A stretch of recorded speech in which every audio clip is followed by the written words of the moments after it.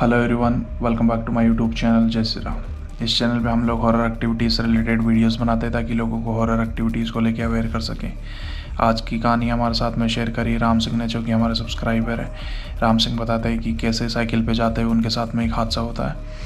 राम सिंह बताते हैं कि ये इंसिडेंट उनके साथ में 2005 में हुआ, जब वो IGI एयरपोर्ट दिल्ली में ग्राउंड स्टाफ की नौकरी करते थे। राम सिंह ने बताया कि वो नजफगढ़ के रहने वाले हैं और नजफगढ़ से रोज़ IGI एयरपोर्ट पे वो बस के थ्रू सफ़र करते थे। उस समय उनका 30 से 40 रुपये किराया लगता था, जो कि मिडिल क्लास के आदमी के लिए उस समय देने के लिए बहुत ही ज़्यादा था। तो वो और उनके 4 दोस्त, जो कि उन नजफगढ़ से 4 किलोमीटर आगे से बैठते थे, वो लोग डिसाइड करते हैं कि वो अब बस से ना आके वो एक साइकिल ख़रीदेंगे और फिर साइकिल से ही अपना आना जाना करेंगे, क्योंकि बस से जाने में उनको 1 से 1.5 घंटे का टाइम लगता है। राम सिंह और राम सिंह के दोस्तों ने बाज़ार में जाके एटलस साइकिल ख़रीदी, जो कि 2005 में बहुत ही शानदार साइकिल थी और उन लोगों के बजट में भी आ रही थी।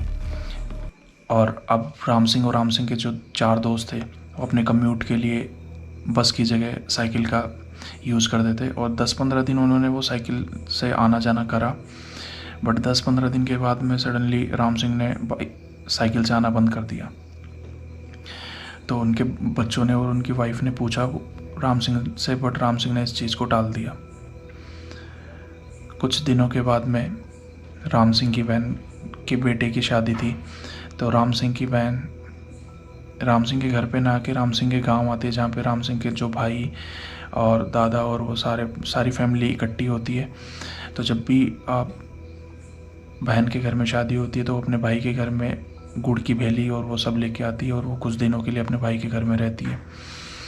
तो राम सिंह की जो बहन थी, उनके हस्बैंड और उनकी बहन वहाँ पे आए थे, तो सारी फैमिली ने गेट टुगेदर करा और जो जेंट्स थे उन लोगों ने थोड़ी थोड़ी ड्रिंक कर ली थी और राम सिंह ने भी वहाँ पर ड्रिंक कर ली थी।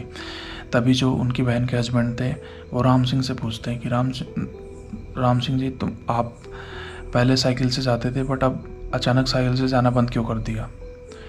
अब जो राम सिंह ने जो कहानी सुनाई, उसके बाद में जिन जिन लोगों ने वहाँ पे ड्रिंक करी हुई थी, उनकी हवा सूख गई और उनके सारे नशे उतर गए उनकी बात सुनने के बाद में।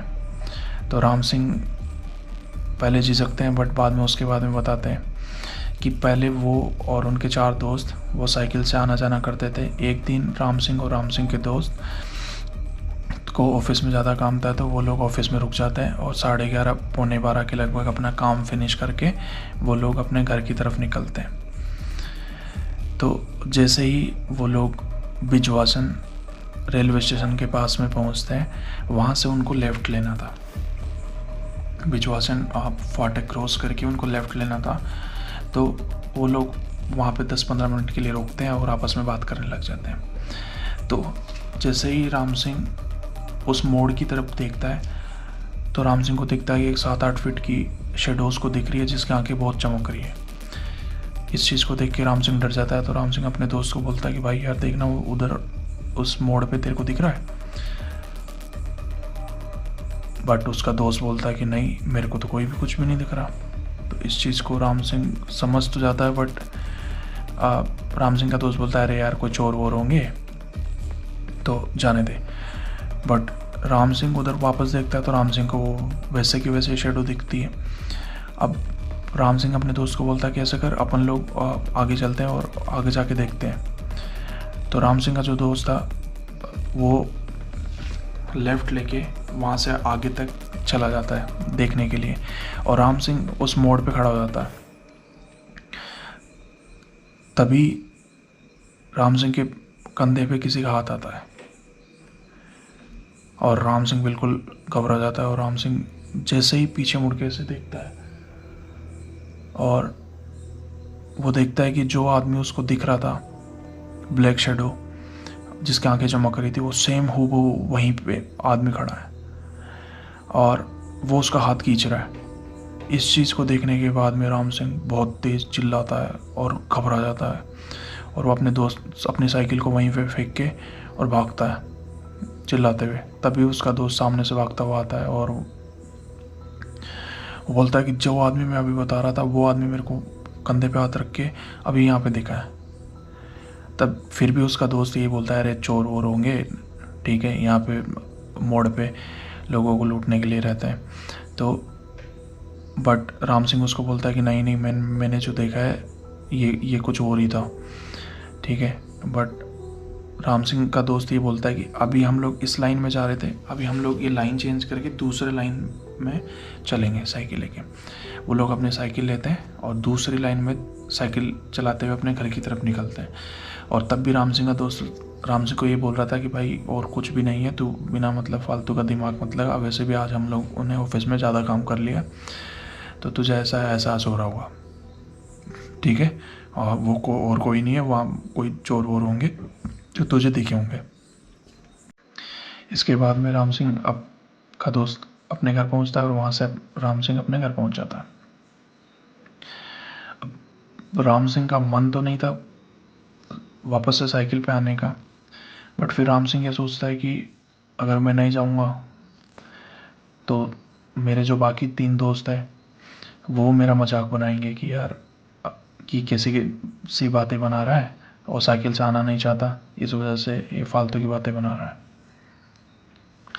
तभी कुछ दिनों के बाद में इनके ऑफिस में एक न्यू जॉइनर की ज्वाइनिंग होती है, और अभी उसकी शादी को 3 साल ही हुए थे और उसके 2 छोटे छोटे बच्चे थे। अभी उसको ज्वाइन करे हुए 7 से 10 दिन ही हुए थे, और वो अपने कम्यूट के लिए बाइक का यूज़ करता था। और जहाँ पे राम सिंह के दोस्त रहते थे नजफगढ़ से 4 किलोमीटर पहले, वो भी उसी जगह का रहने वाला था। और अभी जनवरी का टाइम था, तो पहले पॉल्यूशन नहीं था तो उस वजह से वो बहुत ज़्यादा रहता था 2005 में। तो एक दिन रात को वो अपना काम वाम फिनिश करके और अपने बाइक से घर को निकलता है। जैसे ही बिजवासन फाटक के पास में पहुंचता है तो वहाँ सामने देखता है कि एक औरत और एक लेडी वहाँ फाटक के पास में खड़ी है, एक आदमी और एक लेडी। तो उसने पहले से ये सब चीज़ें सुनी हुई थी, तो वो पहले तो सोचता है कि वो बाइक नहीं रोकेगा, बट जैसे ही वो उनके पास में पहुंचता है तो उसका मन डाइवर्ट हो जाता है और वो लोगों को बोलता है कि कहाँ जाना है। वो लोग कुछ नहीं बोलते और वो चुपचाप आके उसकी बाइक पे बैठ जाते हैं। तो पहले तो वो आदमी बैठता है, उसके पीछे फिर वो औरत बैठती है। तो जैसे निकलते ही वो पूछता है कि आप लोगों को कहाँ जाना है, बट वो लोग कुछ नहीं बोलते। तो वो न्यू ज्वाइनी ये सोचता है कि हो सकता है सर्दी का टाइम है और इस चक्कर में कुछ नहीं बोल रहे होंगे, बट वो ये चीज़ भी फील करता है कि ये लोग आपस में भी कोई बात नहीं कर रहे और ना ही मेरे से कोई बात कर रहे। तो जैसे ही CRPF वाला एरिया आने लगता है तो ये झुंझला जाता है, बोले यार मेरा घर नजफगढ़ से 4 किलोमीटर दूर पहले है, और अगर ये लोग आगे जाएंगे तो फिर मेरे को इनको आगे छोड़ के आना पड़ेगा। तो ये पूछता है, तो फिर वो आदमी पीछे से बोलता है कि नहीं नहीं, बस हमको थोड़ा ही आगे जाना है। तो जैसे ही वो CRPF वाले एरिया के पास पहुंचने वाला होता है, ठीक है, तो वो औरत उतर जाती है। बट जहाँ पे वो औरत उतरती है उस जगह से जो CRPF का एरिया था वो 1 किलोमीटर था। तो वो न्यू जॉनी पूछता है कि यहाँ पे तो कोई नहीं है, सुनसान है, यहाँ पे आप कहाँ जाओगे। तो वो औरत कुछ नहीं बोलती और वो चुपचाप अपने पैदल पैदल जाने लगती है। तभी और वो भी इतना माइंड नहीं करता और वो भी अपना बाइक रवाना करके आगे चलता है कि होगा कोई भी। बट जैसे ही वो अपने रियर व्यू कैमरा में देखता है, उसको देखने के बाद में उसका गला सा सूख जाता है। वो देखता है कि जो औरत उसकी बाइक पे बैठी हुई थी उसके पैर उल्टे हैं अब उसको इतनी देर जितने मज़े में वो गाड़ी चला रहा था, अब एकदम से वो बिल्कुल सहम जाता है और फटाफट ये सोच रहा था कि कैसे भी मैं घर पहुंच जाऊं, और ना ही वो ये चीज़ अपने पीछे वाले को बताता है, और फटाफट अपनी बाइक रवाना करके और वहाँ से निकलता है। अब जैसे ही वो CRPF वाला एरिया पार करता है, उसके बाद में नाला पड़ता था नजफगढ़ का, ठीक है, फिर वहाँ पे वो रहता था और उसके आगे नजफगढ़ था। तो जैसे ही वो नाले के पास में पहुँचता है तो वो जो पीछे आदमी बैठा हुआ था वो उसको बोलता है कि नहीं बस बस बस हमको यहीं पे उतार दो।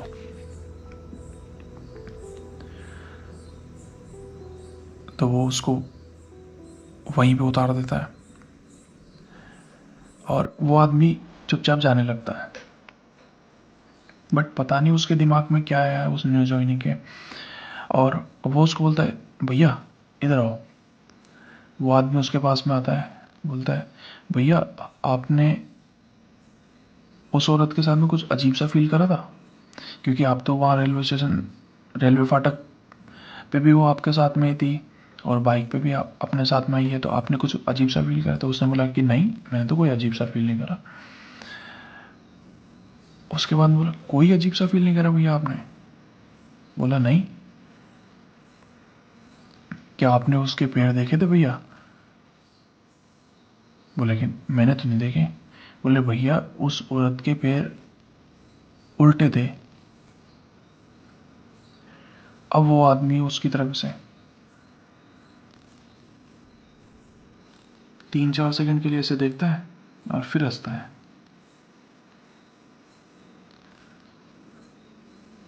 और फिर ऐसे घूर के उसके पास में आके उसको बोलता है पैर तो मेरे भी उल्टे हैं।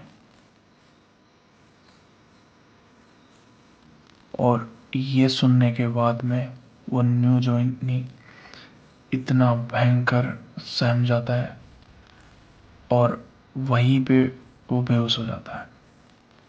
पूरी रात वो वहीं पे बेहोश पड़ा रहता है। उसके बाद में जब सुबह होती है तो आसपास के गांव के जो भी लोग थे उन लोगों ने उसको उठाया और उसको हॉस्पिटल में भर्ती कराया। उसने हॉस्पिटल में उसके जो और भी कलीग थे ऑफिस के, उन लोगों को उसने ये स्टोरी सुनाई, तब भी वो यही बोल रहा था कि मैंने ऐसे ऐसे लोगों को देखा रात को। और 3-4 दिन वो यही चिल्लाता रहा। वो चीज़ें उसको तब भी दिख रही थी वहाँ पे हॉस्पिटल में भी। और 4 दिन के बाद में उस आदमी का हार्ट अटैक से मौत हो गई। और जब ये कहानी उनके ऑफिस में पता चली उनके कलीग के थ्रू, तब उन सब लोगों ने ये डिसाइड करा कि अब वो लोग कोई भी मोटरसाइकिल से रात के टाइम पे सफ़र नहीं करेंगे, क्योंकि ये बुरी आत्माएं किसी भी चीज़ का भेष बदल के लोगों को दिख सकती है, और अकेले में तो स्पेशली नहीं जाना है। इस वजह से उन्होंने अपना जो साइकिल का सफ़र था उन्होंने आना जाना बंद करा था, और उसके बाद में वो लोग वापस से अपना बस के थ्रू ऑफिस आना जाना स्टार्ट करते हैं। तो ये थी आज की कहानी, और मैं यही बोलूँगा कि रात के टाइम पे अकेले में सफ़र ना करें, और अगर सफ़र भी करते हैं तो कोई भी अगर आपको रात के टाइम पे मिलता है तो आप उसको लिफ्ट देना बहुत अच्छी बात होती है। बट रात के टाइम पे हो सकता है ऐसी चीज़ें हो सकता है आप कोई गलत आदमी हो, ठीक है। तो रात के टाइम पे मैं तो ये बोलूँगा कि सफ़र करने से ही बचे ज़्यादातर तो, ठीक है। बाकी अपने परिवार की रक्षा करें, खुद की रक्षा करें और खुश रहें। मिलते हैं अगली स्टोरी में, तब तक के लिए बाय बाय।